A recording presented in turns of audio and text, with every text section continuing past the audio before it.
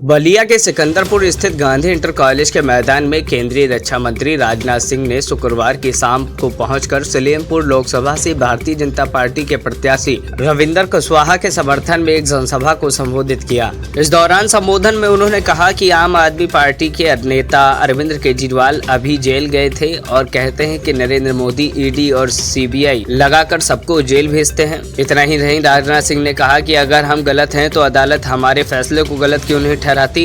अब जरा एक नजर आप भी सुन लीजिए क्या बोले रक्षा मंत्री राजनाथ सिंह। सारे देश भर में इस समय लोकसभा के चुनाव चल रहे हैं।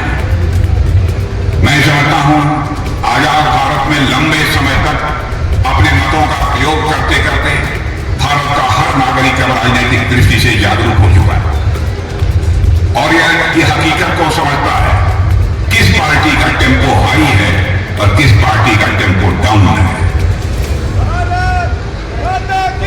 अब 4 चरणों के चुनाव संपन्न हो चुके हैं और 4 चरणों के चुनाव संपन्न होने के बाद भारत ही नहीं दुनिया के राजनीतिक विश्लेषकों का मानना है कि इस बार पुनः भारत में 400 से अधिक सीटों पर विजय प्राप्त करके किसी की सरकार बनने जा रही है तो भारतीय जनता पार्टी के नेतृत्व की एनडीए सरकार बनने जा रही है। आज मैं रविंद्र कुशवाहा जी जो भारत धन दौलत के मामले में 2014 में दुनिया के देशों में 11वें स्थान पर खड़ा था, 7 वर्षों के अंदर ही जंप लेकर आज दुनिया के देशों में 5वें स्थान पर आकर खड़ा हुआ। मॉर्गन स्टैनली धन दौलत के मामले में सारी दुनिया की बराबर समीक्षा करते रहते हैं कि इस देश की हालत क्या है, किसमें कितने गरीब हैं, किसमें क्या हो रहा है। यह सब सारी चीजों की बराबर वो चर्चा करते रहे और उस पर अपनी रिपोर्ट देते रहे। मॉर्गन स्टैनली ने अपनी रिपोर्ट में कहा है, अरे भाई दुनिया में सर्वाधिक तेजी से आगे बढ़ने वाली अर्थव्यवस्था यदि किसी देश की है तो भारत की।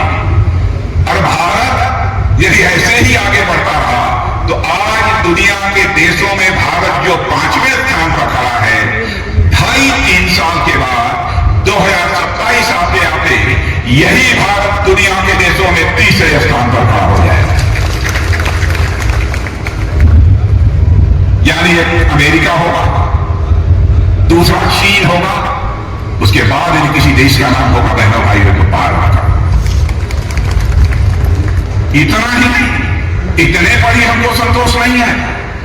आप यह मत समझिए कि हम लोग संतोष कर लिया, नहीं, हम भारत को विश्व की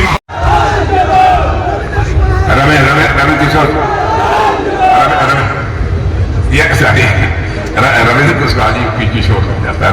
रविंद्र जी के पिताजी का भी हमारे साथ बहुत ही अच्छा संबंध था, बहुत वो भी अच्छे नेता। तो मैंने कहा भाई अब रविंद्र जी के तो मैं जरूर चलूंगा चाहे तो मैं आश्वस्त होकर जाऊं, पक्का विश्वास है।